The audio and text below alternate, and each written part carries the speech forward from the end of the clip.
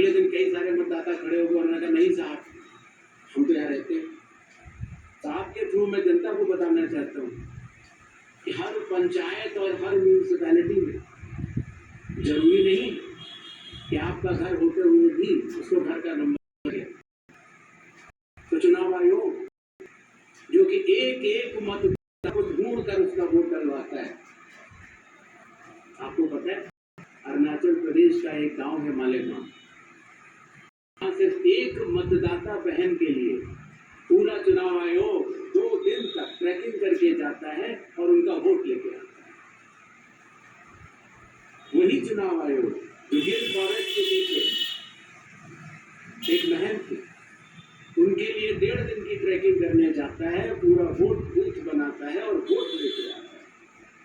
उस कर्मठता से, और आज से नहीं 75 सालों से उस विरासत से, कर्मठता से कार्य करने वाले चुनाव आयोग के ऊपर अगर निराधार आरोप आप मतदाता सूची और मतदान को मिला के और जनता के सामने अगर ये कहें कि चोरी हो रही है, तो ये गलत बात है। जनता सब समझती है। किसी व्यक्ति के अगर 2 जगह वोट भी हो तो भी वो एक ही जगह वोट करना चाहता है। हम भी मतदाता सूची में होता है और उसका पता क्या दिया जाता है? उसका पता वो जगह दी जाती है जहां वो व्यक्ति रात को सोने आता है, कई बार सड़क के किनारे, कई बार पुल के नीचे या कई बार लैंप पोस्ट के किनारे। और फिर अगर ये कहा जाए कि वो फर्जी मतदाता है, ये हमारे गरीब मतदाताओं, बहनों, भाइयों और बुजुर्गों के साथ एक बहुत बड़ा खिलवाड़।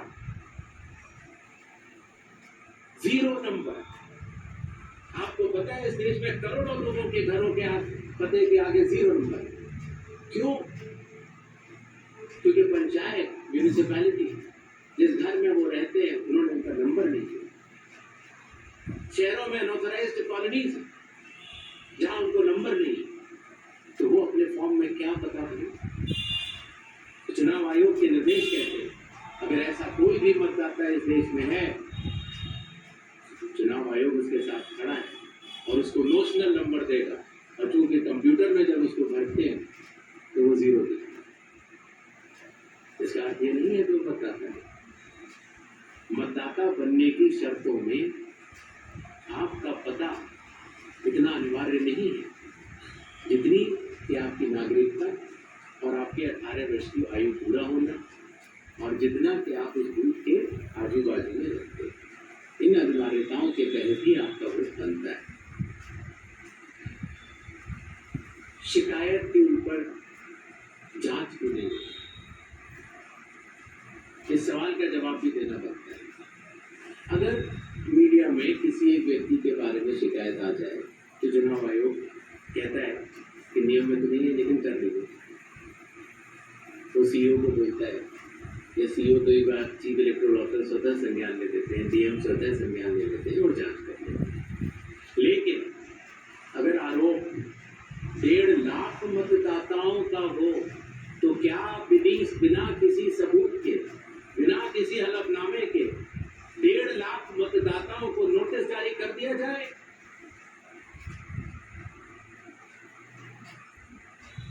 क्या ये न्याय संगत होगा?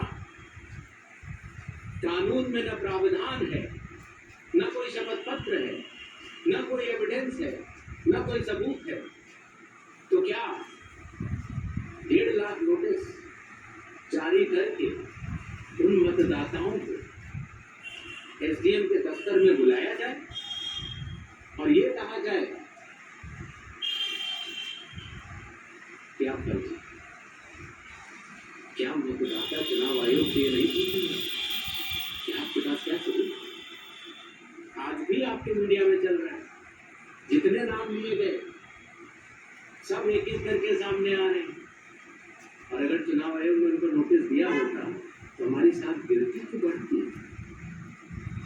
किसी ने सवाल पूछा तो मैंने सोचा बतलाता तो बिना किसी सबूत के किसी भी वैलिड मतदाता का नाम नहीं कटेगा। चुनाव आयोग हर मतदाता के साथ चट्टान की तरह खड़ा हुआ है।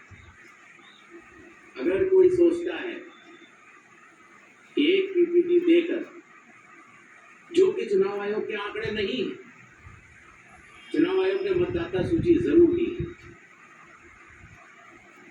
लेकिन पीपीटी में गलत तरीके से एनालाइज करना, गलत आंकड़े देना और ये कहना कि पोलिंग ऑफिसर ने कहा है कि इस महिला ने 2 बार वोट दिया है, इतने संगीन विषयों पर बिना हलफनामे के चुनाव आयोग को काम नहीं करना चाहिए। ये संविधान और कानून दोनों से विरुद्ध है। और ये भी मैं आपको बतलाना चाहता हूँ, ये सवाल जो आया था ट्रस्ट, मैंने आपको पहले भी कहा था कि जहां तक मतदाताओं की बात है, हिंदुस्तान में 60% से ज्यादा वोटिंग होती है। जो दुनिया के बड़े बड़े जनतंत्र जिसके लिए सोच सकते हैं, दुनिया का सबसे बड़ा जनतंत्र हमारा है। दुनिया का सबसे बड़ी मतदाता सूची हमारे पास है, लगभग 90 करोड़ से 100 करोड़ के बीच में। सबसे बड़ी मतदाता सूची, सबसे बड़े चुनाव कर्मियों की फौज, सबसे ज्यादा मतदान करने वाले लोगों की संख्या, और इन सब के समक्ष ये कहना कि अगर मतदाता सूची में आपका नाम एक बार और है तो आपने 2 बार मतदान किया होगा और कानूनी अपराध किया होगा, और मेरे सारे मतदाताओं को अपराधी बनाना और चुनाव आयोग शांत रहे, संभव नहीं। हलफनामा देना होगा या देश से माफी मांगनी होगी, तीसरा विकल्प नहीं है। आपके माध्यम से मैं ये भी कहना चाहता हूं, अगर 7 दिन में हलफनामा नहीं मिला तो इसका अर्थ ये सारे आरोप निराधार हैं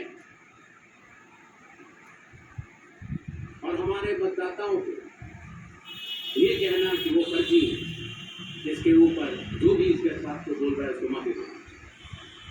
महाराष्ट्र में वोटर लिस्ट पड़ी, समय रहते जब सूची थी तो नहीं जमा कराए गए, जब रिजल्ट निकल आया याद आया गलत था।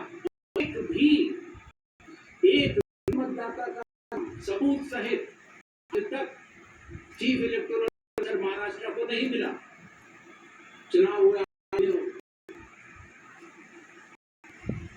महाराष्ट्र में, क्यों नहीं उच्चतम न्यायालय में चुनावी दायर की गई, बात ये कही कि आप में इतना मतदान,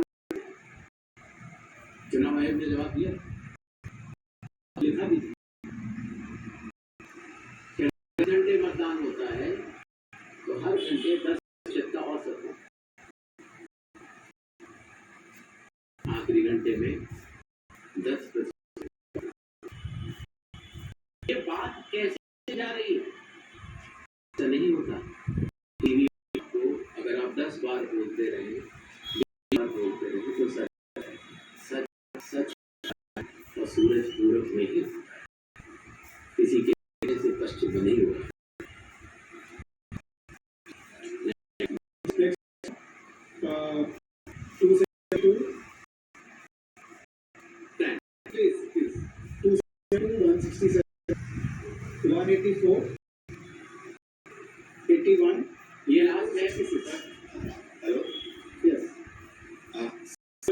मैं अखिलेश हूँ, IANS न्यूज एजेंसी से। सर, मैं अखिलेश हूँ न्यूज एजेंसी से। मेरा सवाल ये है कि सुप्रीम कोर्ट ने 22 तारीख को टैक्स शेयरिंग है, आप ये 11 के जो लोग छूट गए हैं, नाम दर्ज कराना चाहते हैं, वो कर जाए। उन्होंने कहा है कंसीडर, इसका मतलब है कि आप आगे का SIR कराएंगे, तो आप ये मान चुके हैं कि 12वां आपका आधार हो। दूसरी बात, दूसरा सवाल मेरा कि राहुल गांधी संवैधानिक पद पे हैं, नेता प्रतिपक्ष हैं, उनके तमाम सवालों का आपने जवाब दिया और कहा कि सबूतों के साथ साथ आरोप लगाया जाना चाहिए। तो क्या आपको लगता है कि वो जनता से आरोप नहीं कर रहे हैं या वो से उम्मीद करने ऐसा कर रहे हैं? तीसरा मेरा सवाल है कि आपने कहा कि आपको अगर फिर से आप सवाल आते हैं तो आपको एफिडेविट दे। अखिलेश यादव ने 18,000 नामों की एफिडेविट दिया हुआ। ये राजनीति में सवाल उठ रहा है कि आपने उसका जवाब दिया। ये 3 सवाल। One question only, sir. Please restrict yourself to one question. Sir, Sanjay Sharma आज तक से मेरा सवाल ये है कि लोग ने राहुल से कहा कि वो नाम दे, उसके बगैर कार्रवाई नहीं। एक रीजन ने सवाल उठाया है बीजेपी ने 2024 के लोकसभा चुनाव के पहले। सुनिए, दोबारा बोल दीजिए। संजय शर्मा आज तक से नहीं। मेरा सवाल, आयोग नया जरूर है, सवाल पुराना है, लेकिन सवाल जुड़ा है क्योंकि आरटीआई के देते हैं। तो 2024 के लोकसभा चुनाव के बाद बीजेपी ने कहा कि उन्होंने हलफनामा देकर उड़ीसा मतदाता सूची में गड़बड़ी की शिकायत आपसे की थी, तो उसमें अब तक क्या कार्रवाई हुई है, तो अगर आप बताएं तो सही होगा। दूसरा, लोग इन्हीं को लेकर सवाल उठा रहे हैं, एक तरफ राहुल गांधी की प्रेस कॉन्फ्रेंस है, दूसरी तरफ मुकाबले में चुनाव आयोग के। क्या चुनाव आयोग रथ का टूटा पहिया लेकर कृष्ण की तरह आगे बताएं? हाँ, भाषा देखिए, भाषा अच्छी है तो चलते हैं जी। इंडिया टीवी से शोएब रजा। मेरा सवाल सर ये है कि बिहार में जो ड्राफ्ट की सत्यता की जांच हो रही, बाद में जो सर्टिफिकेट दिए जा रहे हैं, ऐसी बहुत बड़ी आबादी है। हम गए थे बिहार में, जो वो दस्तावेज 11 के 11 उनमें से एक भी नहीं दे पा रहे। अभी हम देख रहे थे कि उनमें से मूल निवास प्रमाण पत्र के लिए खोड़ बची हुई है बनाने की, आधार से ही बन रहा है वो भी। तो उन लोगों के लिए मुश्किल ही हो रहा है कि जो 15 दिन का समय बचा है, उसमें भी अगर वो मूल निवास प्रमाण पत्र कोई सर्टिफिकेट नहीं बनवा पाते और एक बड़ी आबादी रह जाती है, उसकी नहीं होती, तो उनके लिए आप लोग क्या?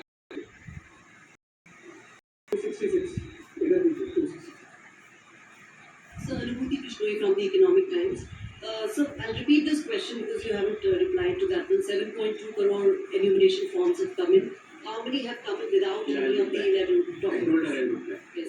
Sir, second, sir, the 2004 when intensive revision was carried out, it's an easy order which clearly states that Arunachal and Maharashtra are being left out of intensive revision because polls are due, assembly polls are due within months. But the Election Commission this time has set aside that principle for Bihar. If you could explain that. Third, when you took over as CEC, you have identified political parties as a key stakeholder. And you've also held rounds of meetings and consultations with them. Given the kind of criticism SIR has drawn, maybe there should have been a wider consultation with political parties before embarking on such an exercise. Sir, मैं Manish Agarwal नवाटा। Sir, जैसा मैंने कहा के बारे में कि हलफनामा देना होगा या देने की मांगनी होगी 7 दिन के अंदर, नहीं तो हम मानेंगे सब निराधार है। अगर राहुल गांधी ऐसा नहीं करते हैं तो क्या स्थिति ऐसी देश में फैली रहेगी? चुनाव आयोग ने स्तर पे क्या इस बात को कंफर्म करेगा कि जो वोटर है वो निराधार है? सेकंड, जो साथ होता है ऐसा बिहार की तो 22 साल तो 3 साल वोटर 65 लाख अगर वोटर, तो क्या हमारी चुनाव आयोग की कोई जिम्मेदारी नहीं जो हर साल ऐसे साल हो रहा है कि वे कैसे एटलीस्ट डेड वोटर कैसे जोड़ रहे हैं हर साल? तो क्या उनकी भी कोई जवाबदेही बनती है? पहली बात पहली बात ये दोबारा आई कि साहब डेट लेकर मैंने किया था प्रतिनिधित्व कार्य विजन होता है वो चुनाव से पहले। बिहार का चुनाव 22 नवंबर 2025 से पहले संपन्न किया जाना है, क्योंकि बिहार की जो हमारी विधानसभा है उसकी कालावधि वहाँ समाप्त है। हमारे पास 1 जनवरी 2025 का एक स्पेशली रिवाइज किया हुआ एक रोड था, इंटेंसिवली। आमूमन तौर से चुनाव से 6 महीने से अगर ज़्यादा हो तो हम लोग को वोटर लिस्ट रिवाइज करनी चाहिए। तो अगर 1 जनवरी रिवाइज नहीं करते तो इस 11 महीने से ज़्यादा के अरसे में काफ़ी त्रुटियां हो सकती हैं। अगर हम 1 अप्रैल 4 तारीख को हो सकता है रिविजन कानून के तहत, 1 जनवरी, 1 अप्रैल, 1 जुलाई और 1 अक्टूबर, उन्हीं तारीखों को जो 18 साल की उम्र प्राप्त करते हैं उनको वोट का अधिकार मिलता है। तो अगर हम 1 अप्रैल करते तो फिर ये बात आती कि अभी तो आपने SSR कराया तो आप फिर करा दो। अगर हम 1 अक्टूबर करते तो ये बात आती कि चुनाव चल रहा है। तो एक ही विभाग के लिए अगर मतदाता सूची को शुद्ध बनाने के लिए काम करना चाहें तो आज भी बिहार में 15 दिन बाकी हैं और चुनाव आयोग उन सभी का शुक्रगुजार रहेगा जो मतदाता सूची शुद्ध करने के लिए अपना योगदान देंगे। ये बात कही गई कि किसी एक राज्य से, उड़ीसा से या उत्तर प्रदेश से कुछ शिकायतें की गई, बात वही की वही। चुनाव हारने या जीतने के बाद जिस मतदाता सूची पर चुनाव हुआ उसके ऊपर बिना हलफनामा दिया गया बट ठीक है, बिना हलफनामा दिए, बिना ओथ दिए, सिर्फ एक पत्र लिख कर अगर हमारे बूथ लेवल ऑफिसर्स और SDMs और DMs इनके कार्यशैली पर अगर कोई प्रश्न चिन्ह लगाता है तो ये गलत। एक सवाल जो मैं पिछली बार जवाब नहीं दे पाया था कि साहब जो ये SIR बिहार में चल रहा है उसमें कितने लोगों के डॉक्यूमेंट आ गए, कितने लोगों ने रिकमेंड किया, किस बूथ में क्या रिकमेंड किया, डाटा लेने की कोशिश तो हो रही है। लेकिन मैंने आपको पहले बताया था कि चुनाव आयोग मल्टी लेवल कंस्ट्रक्ट से काम करता है। Booth level officer booth level पर, जहाँ औसतन करीब 1000 से कम मतदाता है, 200 है, उसके ऊपर आता है बूथ लेवल सुपरवाइजर जो 10 बूथ लेवल ऑफिसर के ऊपर काम करता है, उसके ऊपर आता है SDM, उसके ऊपर आता है DM, उसके ऊपर आता है चीफ इलेक्टोरल ऑफिसर और मतदाता सूची का कार्य वही समाप्त हो जाता है। चुनाव आयोग में न तो मैं, न मेरे साथी चुनाव आयोग, न कोई चुनाव आयोग का अधिकारी और न आप कोई भी वोट जोड़ सकते हैं या काट सकते हैं सिवाय कानूनी प्रक्रिया का पालन किए, कोई भी। तो आपको इस बात को समझना होगा कि इस कंस्ट्रक्ट में जो डिसेंट्रलाइज कंस्ट्रक्ट है इसमें बूथ लेवल ऑफिसर ने जब किसी मतदाता से डॉक्यूमेंट्स लिए या उसने दिए तो कितने डॉक्यूमेंट्स लिए, क्या उसको रिकमेंड किया या नहीं किया, ये सारा विषय अभी भी SDM स्तर पर विचाराधीन है, जिसका निर्णय 30 सितंबर तक आएगा। और उसके पहले इस सवाल का जवाब पूछना और बताना दोनों ही त्रुटिपूर्ण भी रहेगा और वो भी रहेगा। अगर आप आधार के बारे में आपने बोला, माननीय सुप्रीम कोर्ट का स्पष्ट आदेश है कि जो लोग एग्री, जो लोग ड्राफ्ट सूची से एग्री हैं, वो लोग अपने इन्यूमरेशन फॉर्म को आधार के साथ जमा कर सकते हैं और चुनाव आयोग इस बात को मानता भी है, उसका पालन भी करता है। आई होप आप सबके काफी प्रश्नों का हम लोग जवाब दे पाए होंगे। Thank you so much. Thank you. Please join us for tea on the 4th floor. और जाने से पहले एक बार और आखिर 100 करोड़ की मतदाता सूची और बिहार के 7 करोड़ की मतदाता सूची में सवाल भी कई हैं और जवाब भी कई। सच सुनने की क्षमता भी होनी चाहिए और समझने की क्षमता। तो मैं सिर्फ इतना कहना चाहता हूँ जाने से पहले कि एक बार फिर आप सबके माध्यम से भारत के मतदाताओं को बहुत बहुत नमस्कार। और सभी राजनीतिक दलों से हम ये आह्वान करते हैं कि अभी भी प्रारूप सूची में कोई भी त्रुटि हो तो आगे आएं और हमें 1 सितंबर तक बताएं। 1 सितंबर के बाद बतलाने से कोई फायदा नहीं होगा। जय हिंद, जय भारत। तो चुनाव आयोग की प्रेस कॉन्फ्रेंस में राहुल गांधी को चुनाव आयोग का जवाब। सीधे सीधे कहा, या तो हलफनामा दें जो गंभीर संगीन आरोप लगा रहे हैं, या फिर देश से माफी मांगे। संगीन आरोपों के लिए हलफनामा देना होगा। चुनाव आयोग ने कहा है कि या तो 7 दिन के अंदर सबूत दें, हलफनामा दें, या फिर देश से माफी मांगे। बार बार बोलने से झूठ सच नहीं हो जाता। चुनाव आयोग ने सही कहा, सिर्फ आरोप लगाना मकसद नहीं होना चाहिए। और जब बीएलओ जब बूथ पर मौजूद हैं, जो सभी राजनीतिक पार्टी के हैं, तो सभी राजनीतिक, अगर कहीं कोई गड़बड़ी जैसा विभिन्न पार्टी के शीर्ष नेतागण लगा रहे हैं, तो अगर किसी भी बूथ पर कोई गड़बड़ी पाई जाती है, तो क्या उन दलों के नेता जो आरोप लगा रहे हैं, क्या अपने बीएलए जो पार्टी द्वारा नियुक्त होता है, बूथ लेवल एजेंट, उस पर कार्रवाई करेगी तो क्या कार्रवाई करेगी, इससे भी बताने का कष्ट करें। जय हिंद, जय भारत।